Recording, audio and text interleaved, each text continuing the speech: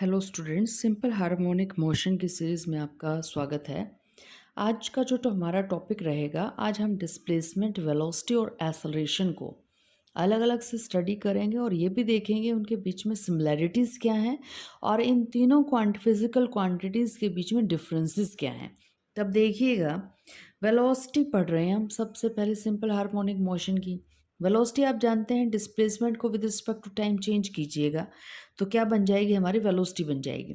तब ये देखिएगा, किसी भी सिंपल हार्मोनिक मोशन को आप इस तरह से इक्वेशन से रिप्रेजेंट कर रहे हैं, तो आपको कहीं पर ऐसी इक्वेशन नज़र आ जाए तो इसका मतलब ये और कुछ नहीं है, एक सिंपल हार्मोनिक मोशन की रिप्रेजेंटेशन है।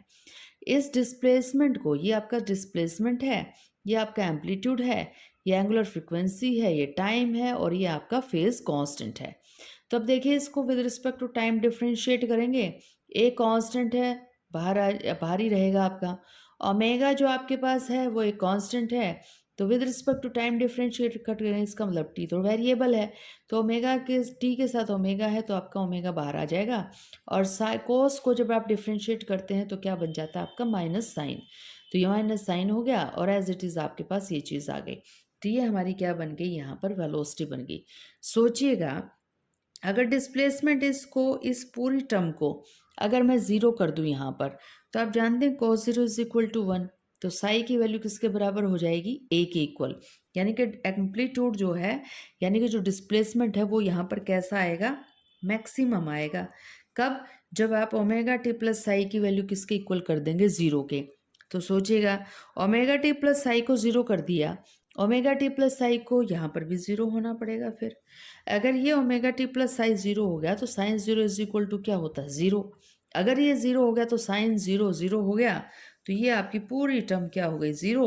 और माइनस ए ओमेगा समथिंग ज़ीरो, तो आपको पता है कि वेलोसिटी ज़ीरो हो गई।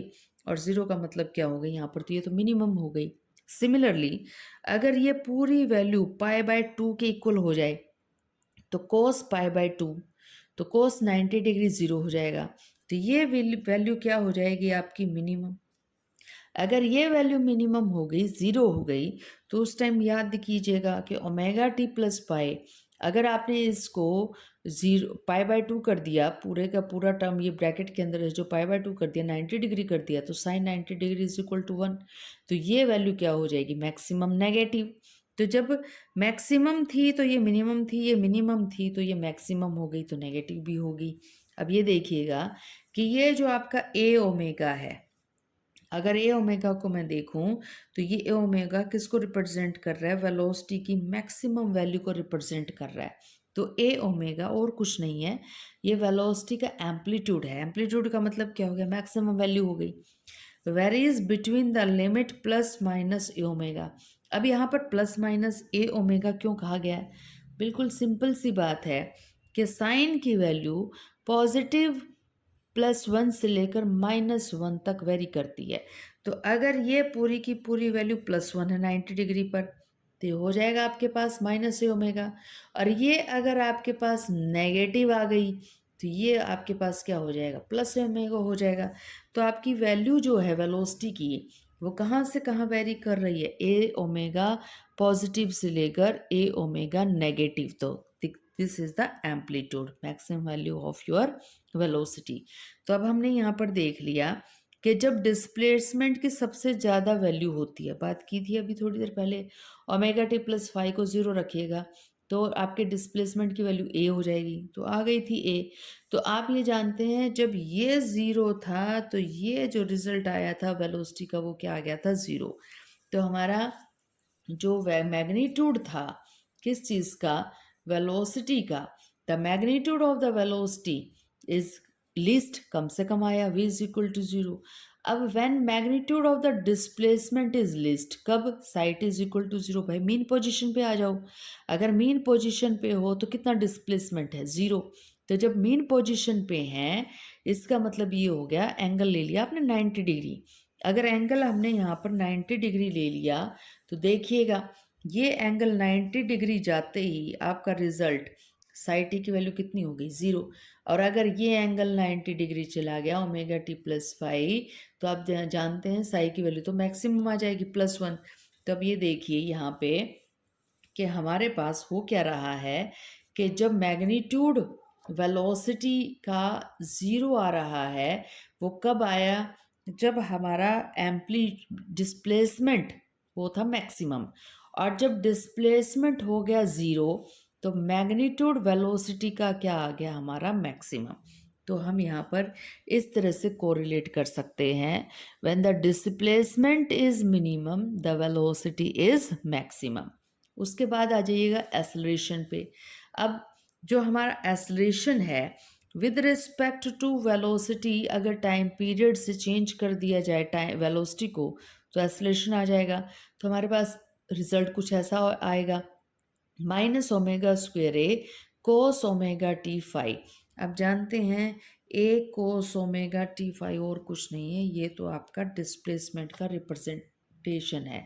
तो माइनस ओमेगा स्क्वेयर फाइव से हम इसको रिप्रेजेंट कर रहे हैं। तो आपका एसलरेशन जो है उसका एम्पलीट्यूड कितना हो जाएगा, omega square A. It means amplitude acceleration is maximum moves from omega square a to the minimum value minus omega square a। तो अगर हम यहाँ से कंपैरिजन करें, the acceleration is proportional to the displacement. देखिएगा यहाँ पर है प्रोपोर्शनल डिस्प्लेसमेंट के, एक्सेलरेशन यही तो आया है। तो जैसे जैसे डिस्प्लेसमेंट चेंज होगा वैसे वैसे एक्सेलरेशन क्या हो जाएगा, चेंज हो जाएगा। बट अपोजिट इन साइन, अब अपोजिट इन साइन क्यों कहा जा रहा है, देखिएगा यहाँ पर माइनस आया हुआ है ना, तो नेगेटिव, जब ये पॉजिटिव होगा तो एक्सेलरेशन नेगेटिव होगा, और जब डिस्प्लेसमेंट नेगेटिव होगा तो एक्सेलरेशन कैसा होगा, पॉजिटिव होगा। तो यहाँ से हमने कंक्लूजन निकाल लिया, व्हेन द डिस्प्लेसमेंट जो आपके पास है और जो आपका एक्सेलरेशन है they are opposite in sign, the two quantities are related by the square of angular frequency. अब ये देखिए यही तो था relation, a is equal to minus omega square psi. तो अब ये देखिए आपकी एंगुलर फ्रीक्वेंसी का स्क्वायर ही तो है, तो a is equal to minus omega square psi. तो इसको हमने यहाँ पर वर्ड्स में रिप्रेजेंट कर दिया है कि जो हमारी फिजिकल क्वांटिटी है वो किससे रिलेट कर रही है, square of the angular frequency से। अब देखिए when the displacement is zero the acceleration is zero, रखिए यहाँ पर psi is equal to zero, तो a is equal to zero हो जाएगा। उसके बाद आपके पास when the displacement has the greatest positive value, psi को पॉजिटिव रखिएगा यहाँ पर, तो ए की नेगेटिव आएगी ना मैक्सिमम वैल्यू। तो आपका जब displacement, when the displacement has its greatest positive value the acceleration has its greatest negative value.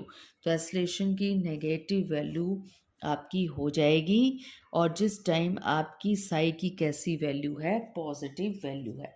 इन तीनों को यानी कि डिस्प्लेसमेंट को, वेलोसिटी को और एक्सेलरेशन को हम एक ग्राफिकल रिप्रेजेंटेशन भी दे सकते हैं। तो ग्राफिकल रिप्रेजेंटेशन देखिए कैसे देंगे, पहले हम आपको तीनों के तीनों आपकी मैथमेटिकल रिप्रेजेंटेशन दे रहे हैं कि साई जो डिस्प्लेसमेंट है उसको ए कोस ओमेगा टी लिखा जा सकता है। यहाँ पर हमने सबसे इजी सॉल्यूशन मान लिया है कि साई इज इक्वल टू क्या है, ज़ीरो है, यानी कि मोशन कब स्टार्ट हुई, जब साई इज इक्वल टू क्या था, ज़ीरो था। हम जानते हैं कि जो एंगुलर फ्रिक्वेंसी है वो एंगुलर डिस्प्लेसमेंट डिवाइडेड बाय क्या होता है, टाइम। तो ओमेगा की जगह 2π/t लिख सकते हैं। तो अब ये देखिए ये जो हमारा मैथमेटिकल रिलेशन है इसमें हम t को वेरी करते जाएंगे और साई की वैल्यू निकालते हुए चले जाएंगे। तो रखिएगा t is equal to zero, रखिए यहाँ पर t is equal to zero थी तो ज़ीरो हो जाएगा। तो साई की वैल्यू किसके बराबर आ जाएगी, a के। देखिए लिखा भी है t is equal to zero, जब हुआ तो साई की वैल्यू a के इक्वल आ गई। उसके बाद t को लिखिएगा t/4। अब हमने t/4 ही क्यों लिया, सोचिए एक वेव है आपके पास और इस वेव का time period along x axis हमने ले लिया, लेकिन हमें पता है एक वेव को कंप्लीट होने के लिए टाइम पीरियड कितना चाहिए, t। ये यहाँ पर वेव आधी हो चुकी, टाइम पीरियड कितना हो गया, t/2। यहाँ पर वेव 1/4 हो गई तो टाइम पीरियड कितना हो गया, t/4। यहाँ पर वेव जो है आपकी 3 टाइम्स या कहिएगा 3/4 हो गई, तो टाइम पीरियड कितना हो गया, 3t/4। तो टाइम इस टी को हमने वेव के अकॉर्डिंग यहाँ पर क्या कर लिया, डिवाइड कर लिया, मोशन के अकॉर्डिंग डिवाइड कर लिया। हमने ये मान लिया है कि एक ऑसिलेशन को पूरा होने के लिए कैपिटल टी टाइम चाहिए, आधा होने के लिए टी बाय 2 टाइम चाहिए, और 1/4 होने के लिए टी बाय 4 टाइम चाहिए, और 3/4 होने के लिए 3t/4 चाहिए। तो रखिएगा अब t is equal to t by 4, इसका मतलब हम यहाँ की बात कर रहे हैं टी बाय 4 की। तो जब हम ओमेगा को तो रखेंगे 2/t, 2 पाई/टी, और टी की जगह रखेंगे t/4, तो कुछ ये नहीं आ जाएगा, ये आ गया a cos 2 पाई/टी ओमेगा की जगह, और टी की जगह t/4। तो ये आपका t से तो हो गया t कैंसिल, और ये आपके पास यहाँ पर कितना आ गया π/2, और cos π/2 की वैल्यू आप जानते हैं ये कितनी हो जाएगी, आपकी 0 हो जाएगी। तो अगर आप इसको रिप्रेजेंट करें with the help of graph, तो क्या आपकी कुछ ऐसी फिगर नहीं आ जाएगी? कैसे? t इज इक्वल टू जब 0 था, तो देखिएगा जब t इज इक्वल टू 0 था तो पार्टिकल कहाँ पर था, a पर था। देखिए हमने यही दिखाया है, जब t इज इक्वल टू 0 था तो पार्टिकल की पोजीशन कहाँ दिखाई है, a पर। उसके बाद जब t is equal to t/4 हो गया, तो ये रिजल्ट तो आपका कितना आ गया, दैट इज इक्वल टू 0, ये पूरा का पूरा 0 आ गया। तो हमने ये देखिए पार्टिकल को कहाँ दिखाया है, 0 पर दिखाया है, मेन पोजीशन पे। उसके बाद फिर रखिएगा कि t is equal to t/2 हो गया है, टाइम हो गया t/2, तो ओमेगा की जगह 2 पाई/टी, टी की जगह t/2, टी से टी कैंसिल, 2 से 2 कैंसिल, रिजल्ट आ जाएगा कोस पाई, और कोस पाई किसके बराबर होता है, -a के। तो जब टाइम t/2 था तो डिस्प्लेसमेंट कितनी थी, -a। तो ये देख लीजिए हमने -a के बराबर दिखा दिया जब टाइम कितना था, t/2। सिमिलरली जब 3t/2 करेंगे फिर 0 आ जाएगा, और जब यहाँ पर आप पूरा कैपिटल T ले लेंगे तो आपका जो आपका एम्पलीट्यूड है, जो डिस्प्लेसमेंट है, वो कितना आ जाएगा, t। तो ये रहा आपका डिस्प्लेसमेंट का रिप्रेजेंटेशन। सिमिलरली आप अगर हमारे डिस्प्लेसमेंट को, यानी कि ये जो इक्वेशन आई थी डिस्प्लेसमेंट की, psi t a cos omega t, इसको with respect to time differentiate कीजिएगा तो वेलोसिटी आ जाएगी। तो ये आ गई हमारी यहाँ पर velocity -a omega sine omega T. यहाँ पर भी वही काम कीजिएगा, टी को 0 रखिए, टी को t/4 रखिए, टी को t/2 रखिए, टी को 3t/4 रखिए, you will get this type of graph, आपको ये वाला ग्राफ मिल जाएगा। सिमिलरली ये रहा एसलेशन, ऊपर वाली इक्वेशन जो है आपकी, उसको विद रिस्पेक्ट टू टाइम फिर डिफ्रेंशिएट कीजिए।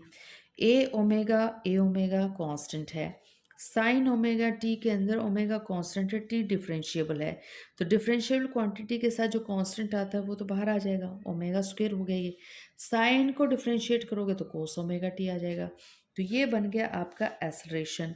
अब एसलेशन की वैल्यू चाहिए कब, जब t इज इक्वल टू 0 था, जब t is equal to t/4 था, जब t is equal to t/2 था। You will get this type of graph. तो ये आपको यहाँ पर ग्राफ मिल जाएगा। तो अगर यहाँ पर हम इन तीनों ग्राफ को देखने की कोशिश करें, समराइज करने की कोशिश करें, तो देखिए इन दोनों ग्राफ के ऊपर, यानी कि ये जो आपका डिस्प्लेसमेंट का ग्राफ है और जो आपका एसलरेशन का ग्राफ है, तो ये आपको नज़र नहीं आ रहा कि बिल्कुल इन्वर्स है। जब डिस्प्लेसमेंट ऊपर है तो एसलरेशन नीचे है। जब डिस्प्लेसमेंट आपका दिखा रहा है यहाँ पर नेगेटिव हाफ, उस टाइम आपका एसलेशन दिखा रहा है पॉजिटिव हाफ।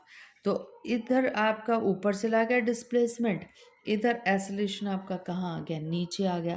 तो इट मीन्स डिस्प्लेसमेंट के बीच में और जो एसलरेशन है उसके बीच में अगर मैं कहूँ कितने एंगल का डिफरेंस है, तो बिल्कुल पलट के ही तो आ रहा है, मिरर इमेज ही तो आ रही है।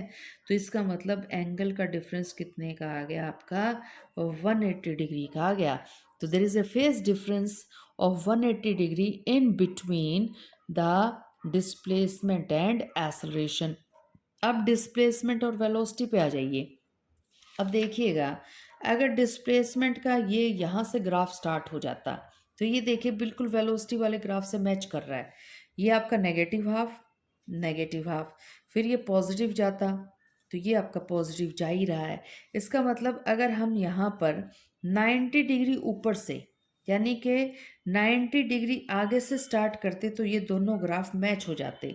It means there is difference of 90 degree और phase difference of 90 degree in between displacement and velocity. Similarly velocity और एसलेशन का ग्राफ और देखिएगा, अगर यहाँ पर हम ये वाला ग्राफ इतना पोर्शन वेलोसिटी का हटा देते, ये वाला पोर्शन हटा देते, तो भी देखिए क्या यहाँ से ये वाला ग्राफ बिल्कुल ऐसा ही नहीं आ रहा जैसे कि एसलेशन का है। तो इसका मतलब हमें कितनी आगे जाना पड़ रहा है, 90 डिग्री आगे जाना पड़ रहा है। तो इट मीन्स वेलोसिटी के बीच में और एसलेशन के बीच में जो एंगल का डिफरेंस है वो कितने का है, 90 डिग्री का है। तो डिस्प्लेसमेंट और वेलोसिटी के बीच में फेज डिफरेंस है 90 डिग्री का। दोनों ग्राफ में एंगल का डिफरेंस देखें, क्योंकि एक वेव हम मान लेते हैं कि कितने पे कंप्लीट हो जाती है, 360 डिग्री के ऊपर। तो हमारा ये वाला पोर्शन किसको रिप्रेजेंट कर रहा है, 90 डिग्री को। तो इसी तरह से वेलोसिटी और एसलेशन के बीच में भी कितने का फर्क आ रहा है, वो फर्क आ रहा है, डिफरेंस आ रहा है हमारे एंगल का π/2 का। तो अगर π/2 से वेलोसिटी आगे चला दी जाए ना, यानी कि यहाँ से स्टार्ट कर दी जाए, तो ये देखिए दोनों ग्राफ आपके सेम आ जाएंगे। वेलोसिटी यूं ही तो जाएगी, तो देखिए मैच कर रहे हैं दोनों के दोनों। तो डिस्प्लेसमेंट और वेलोसिटी के बीच में एंगल का डिफरेंस है 90 डिग्री का। सिमिलरली वेलोसिटी और एसलेशन के बीच में 90 डिग्री का, और डिस्प्लेसमेंट और एसलेशन में इन दोनों को ऐड करेंगे तो कितने का फेज डिफरेंस आ गया आपका, 180 डिग्री का आ गया। तो सो इजी टू डिफरेंशिएट और to give the graphical representation of displacement, velocity and acceleration for simple harmonic motion.